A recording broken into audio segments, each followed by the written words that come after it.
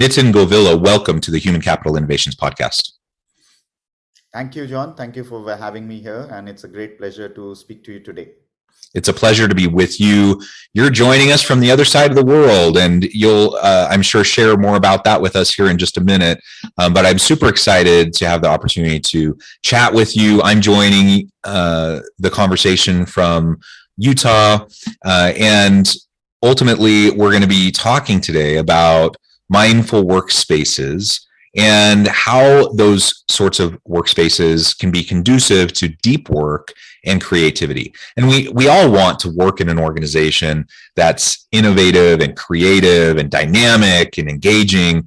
But we also tend to have organizations that aren't particularly, mindful spaces where it's hectic and a little bit crazy, and we're just kind of running around like chickens with our heads cut off.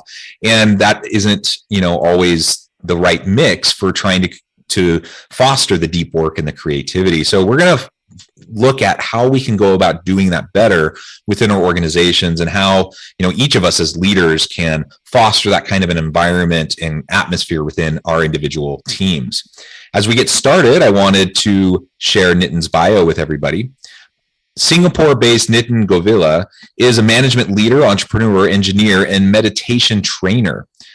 He's done a lot of work with Ferrari, a leader in the flexible composite material sector. His scope of operations covers Japan, Korea, China, Hong Kong, India, Asian countries, Australia, New Zealand, Middle East, and Africa. He's born in India, educated and worked in France, based in Singapore. In addition to overseeing business operations and management of 7 legal distribution entities and a newly acquired Taiwanese company across the Asia Pacific, Middle East, and African region, Nitin is a member of the Group Executive Committee, helping define the company's long-term strategy and key decisions for the future growth of the organization. He manages a 175-member global team. And I could go on and on.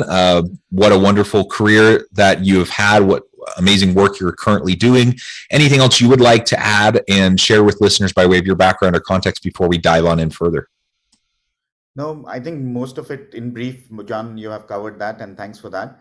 I'd just say, as you said, one of the key elements for me as a professional has not only been the education and the varied experience across working cultures in India, Europe, and then in Asia Pacific across many countries, has also been the aspect that I've been involved or being in meditation for the last 20 plus years, and also work as a volunteer as a meditation trainer for an organization called Heartfulness Meditation, helping corporates, helping people and communities at large to also integrate this very interesting aspect in their work life or their personal life to achieve the right level of balance. Yeah, I really like that. And that's actually the first thing I wanted to ask you about, this kind of meditative mindfulness approach. You also refer to it as the heart-centered approach to working within organizations and leading people. Maybe you can tell us a little bit more about what you mean by that and how that kind of an approach can be used in assisting corporate teams and providing better clarity and balance of mind to their teams in their organizations. Yeah, absolutely. In fact, the meditation which I follow as heartfulness meditation, as the name goes, heart is the center of it. We meditate on the heart. And the reason heart, I emphasize the importance of the heart is because over many years, we've always, and in traditions, we've always believed heart to be the center or the seat of the soul, the center of consciousness, and also a bridge between mind and body. But now this has also been corroborated by scientific research, where they have been able to prove that the intelligence in the heart is much more profound and complex than we ever knew. So just not knowing the heart as a simple pumping place for the blood across the body, we've also found that the heart has its own intelligence, which aligns the core functionings of all core systems in the brain and the body, and that creates the necessary coherence and balance. And in fact, what I was surprised to learn and hear was that in fact heart sends more signals to the brain than the opposite way, and it's up to more than 5,000 times more powerful. Now, what I'm trying to say here is that the heart, in a way, has more sensitivity and are able to perceive, and it also gives us the first indication or voice to start working or to start taking decisions, or how we need to progress or proceed. But the problem comes is, are we is our mind at rest and calm enough to be able to hear this voice of the heart? And this is where, if we can find a way where we are able to access this knowledge and the deep feeling which the heart provides, then we have all the necessary things at our disposal to have enhance our physical and emotional well-being, our higher level of resourcefulness, the creativity and consciousness. And this is where I feel even neuroscientists feel that heart holds the promise for the next level of human development and evolution. So that's where I say that using the heart as a professional or even as a normal individual in your daily life and taking decisions or interacting, and being able to feel connected throughout the day, is a very great way to move ahead and carry on with our lives. Yeah, I really like that background and explanation you just provided. And again, providing clarity and balance, I think, is always an important facet. And for a long time, I've thought about, how we process information, how we think and how we feel. And it's both in our heart and in our mind. And a lot of times we think about making rational decisions, rational choices through our mind. But there's something more there that connects the two. And you just, I think, described that really, really well. And I appreciate that. And so this heart-centered approach, certainly, I suppose we could think about heart-centered in terms of how a lot of people probably think of heart-centered, generosity, love, compassion, empathy, those sorts of things aren't contrary to what you're describing, but it's not exclusively what you're describing either. So I think that's worth pointing out. A lot of times when we talk about heart-centered, we're tend to focus on compassionate leadership or empathetic leadership or those sorts of things. You're talking about how do we connect the heart more through our mindfulness practices to have clarity, to have balance, and ultimately to drive better creativity, better decision making, and everything along those lines. And so that brings us to this whole idea of mindful workspaces. I love the idea. We've talked a lot on this podcast in the past about mindfulness practices, about how I can go about as an individual to practice mindfulness, or even as a leader, how I can try to model and encourage members of my team to also practice mindfulness. I love this idea of really trying to foster and create a healthy, mindful workspace where people can interact with each other. Tell us a little bit more about that, what you mean by that, and how we might go about creating that kind of a workspace. Yeah. So what I meant when I talked about mindful workspace was basically in the element that one comes how we design the workspace. In terms of interacting not only with the nature outside your building, but also inside, that's one element, and I can elaborate that a bit later. The second part is, in terms of, are we creating necessary spaces in a way that we are able to hear and understand each other? And thirdly, are we also creating a space where we just talked about the heart-based element, an aspect of meditation, or being able to connect few times or whenever we want with our inner self? Do we have a space where I feel, okay, I don't want to sit on my chair today. I'm just feeling this moment I need for myself for 5 minutes or 10 minutes. Do we have those kinds of spaces within our offices or our workplace that somebody can just kind of extract himself or herself out of that, go in that space, try to be connected, just try to be with yourself, and then when you come back, that's those 5 minutes, 10 minutes, 15 minutes, whatever that time that person takes, that person is totally refreshed, has starts seeing things in a very different way and starts working in a different way. So I would put it in that three elements. When I come to the first part, when I say how the workspaces are designed and how do you create the right environment, what I'm talking about is that, are we having offices in the right way that we are able to manage the heat, the light, and the acoustics, the sound which is in the office, right? Most of it, sometimes we try to, in obviously You are in a colder part. I'm sure it's getting colder and colder there. I'm in a part which is near equator. We don't even know what are four seasons in a way, if I may say so. In that sense, right, we try to have air conditioning inside. But how do you know which is the right temperature? We all know that this is the right temperature to save energy and to have an optimum level of comfort. But do we really follow that, right? And why? Because there's a lot of heat which is coming inside the building, and once it's inside, you have to find a way that your space is comfortable. But is there a way, are you designing offices where you can block the heat on the outside, for example?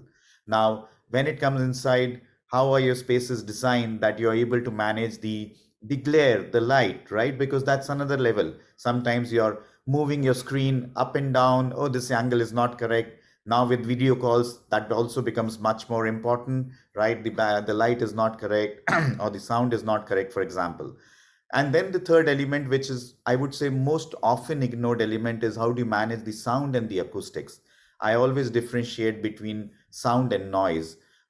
So if it's open spaces, which is becoming a more trend now, even I mean, top managers don't have kind of cabins and offices like in our head office in France. We've kind of moved away from that because people used to travel, and obviously that's starting now. So when they come, why to block a space? I mean, let's sit wherever we can and work, and that's a good way to interact. But then how do you manage that when people are talking, but it's not becoming difficult noise, I would say, but a comfortable sound, meaning you're able to say, but you're also able to hear and understand. Now we don't design that, right? I mean, we don't think of acoustic when designing a workplace. Okay, we design the layout, we design where anybody will sit, but do we ever think that, you know, more and more when we talk to each other, I should not feel stressed out, I should not feel that I'm not able to focus because I'm hearing somebody talking there, and it's all becoming a clutter and a noise. So I'm trying to say that there's a good noise which I equate as sound. Now how do we do that, you know? So these are few elements when I summarize that: heat, light, and acoustics. And then obviously the element of getting a space of yourself where you can kind of extract yourself, kind of reconnect, and come back to the common working space and carry on. Yeah, well, I really appreciate the focus on those physical elements, the heat, the light, the noise. All of that is so important as we consider how we design our physical workspaces. And I have to admit, when I was first thinking about mindful workspaces, I hadn't thought about all of those physical elements. So I think that's incredibly important, and we need to think more about it. And you're right, it is a trend. You know, those open concept office spaces that's become more and more popular over the last decade or so. And there's been more and more research to show how it's become problematic for a lot of people. You know, the idea of fostering collaboration and innovation seemed nice, but the reality is, because of all of the noise and the just the distraction, that in many ways it's actually decreased the amount of meaningful collaborations and the innovation that can occur, and just the overall productivity of people. And so we need to be thoughtful about, you know, collaborative spaces. And I don't think there's a one size fits all. Like some organizations are going to have traditional offices with four walls and a door. Some are going to have cubicles. Some are going to have open concept spaces, or maybe some combination, right? Where you have a hybrid approach where you have collaborative workspaces and areas where people can get together, but also shared spaces, individual offices, whatever, depending on the work that needs to be done. And I guess that's ultimately what we have to consider most. And if we can be thoughtful about those physical elements, that's going to foster greater mental health, and not to mention the environmental sustainability piece that you also referred to. Now, as we think about these types of mindfulness practices, mindful workspaces, both the physical components, but also non-physical components, why and how are those conducive to deeper work, greater levels of creativity, more meaningful collaborations? Why is it that mindful workspaces help to create an environment where people thrive a little bit in a deeper way in terms of their creativity? So, we go back to the starting point when we talked about the heart-based approach, right? In the end, why do we need that? We need it because the mind is continuously active. It cannot rest. It absolutely cannot rest.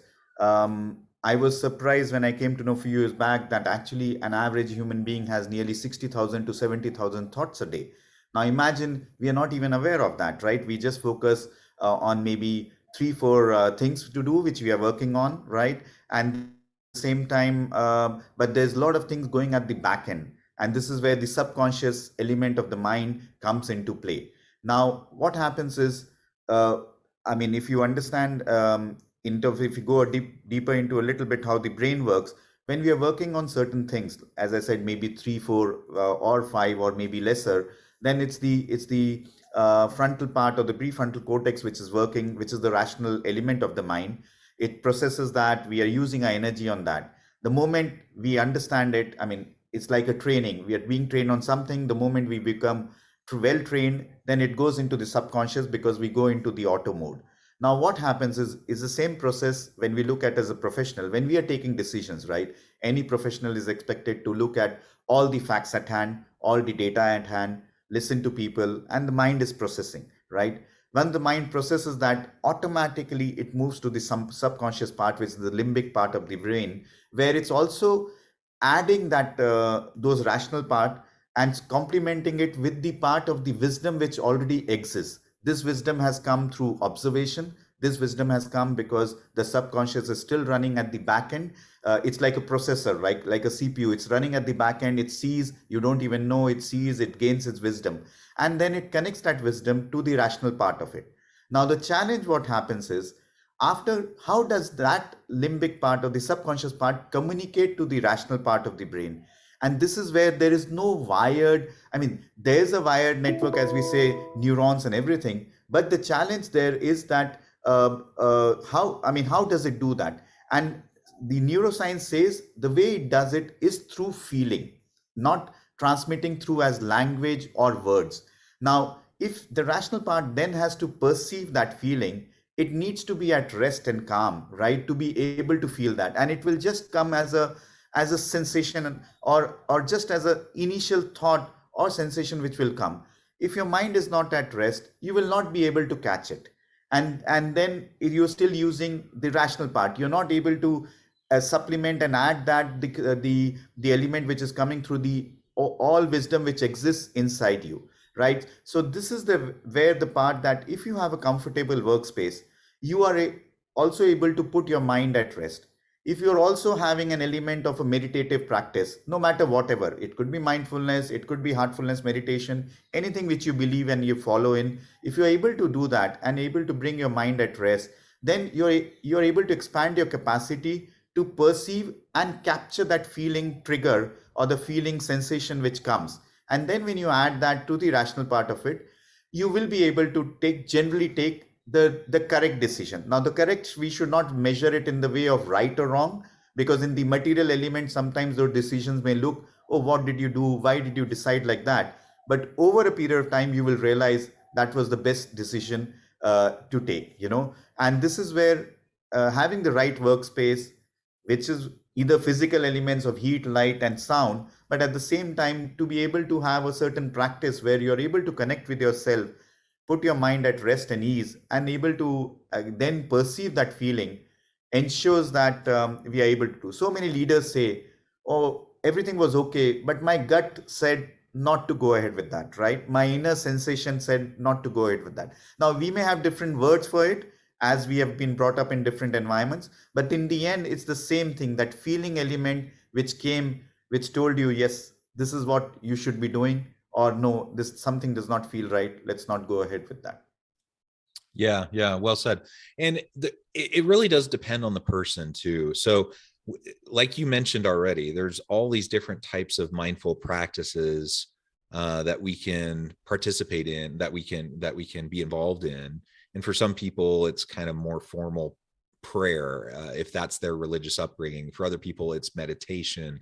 For some people, it's just walking, exercise, getting out in nature. Sure. I'm thinking in my office, there's a few things that I try to do. The first thing is I don't like mess. And so if there's mess, I feel stressed.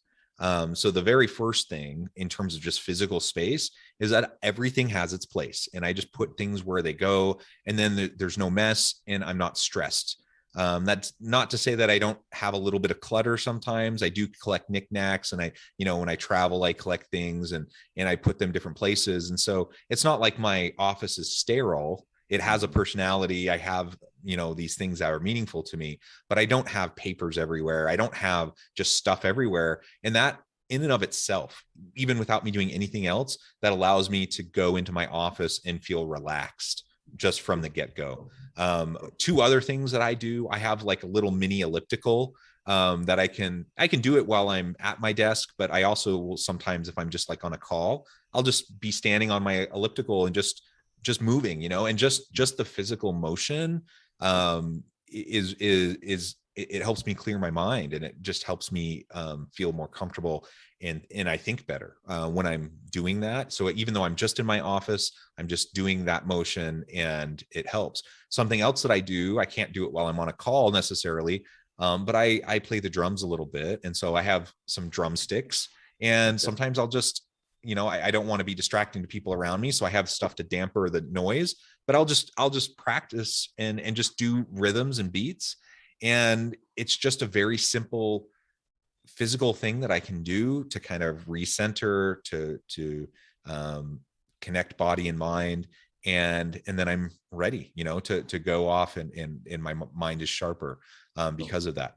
Those are just silly things that I do. I mean, there's a whole slew of things that people can do, and whatever seems to work for you, then you want to try to do it. And as a leader, we want to model that for people. We want to give them permission to do those sorts of things. And overall, we just want to have a nice environment where people come, regardless of whatever we choose as our physical workspace arrangements, that we are strategic and purposeful about it, and that we create a welcoming environment that's conducive to people just being able to feel safe, to feel comfortable, and to be able to feel like they can collaborate in meaningful ways.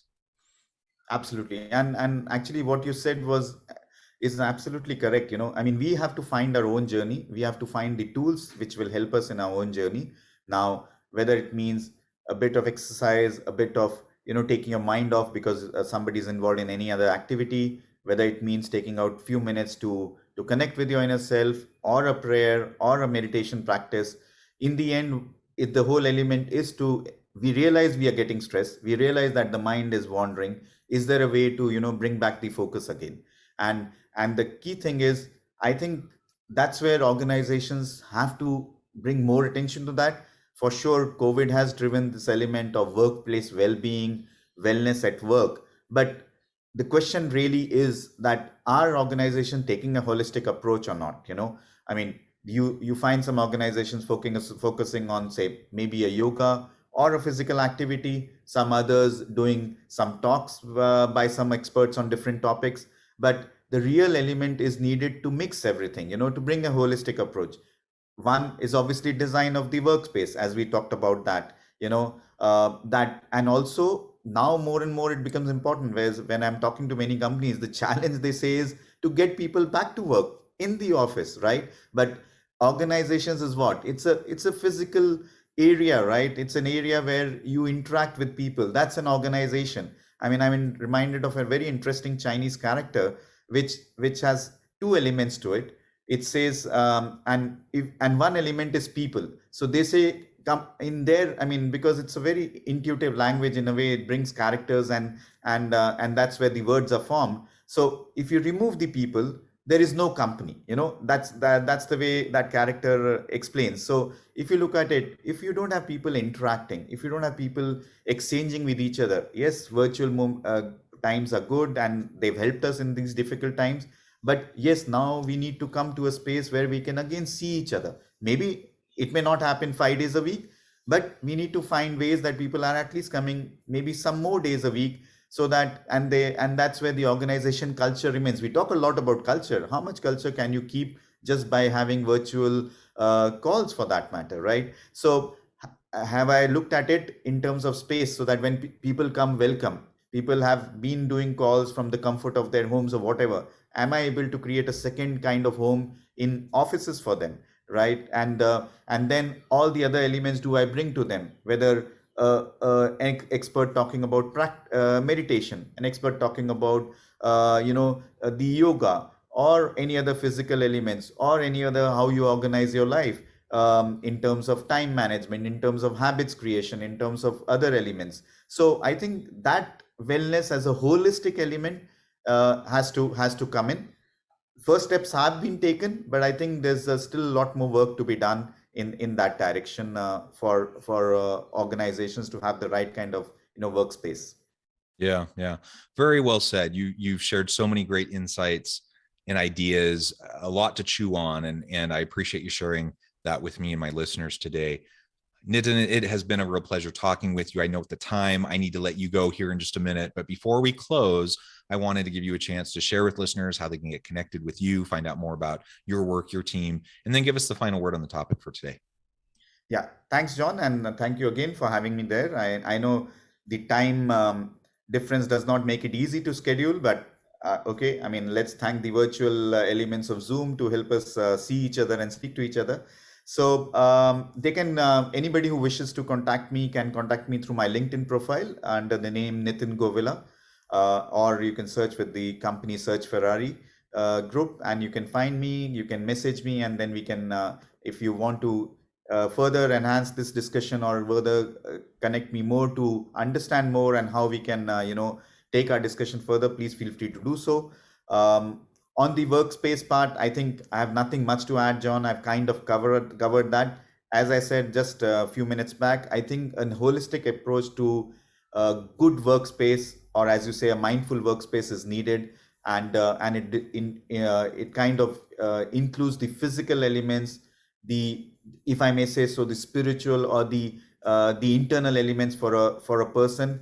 There's a right level of balance that is needed now, and I'm sure once organizations start doing that, or at least start understanding that they have to do this, I'm sure we are on the right track, and maybe in a decade or so we will be talking about not only mindful workspaces, we might actually start using the word of mindful organizations or companies, or in that sense. So we all look forward to that day. And thank you again, John, for having me over. Thank you. It has just been a pleasure. I encourage listeners to reach out, get connected, find out more about what Nitin and his team can do for you. And as always, I hope everyone can stay healthy and safe, that you can find meaning and purpose at work each and every day. And I hope you all have a great week.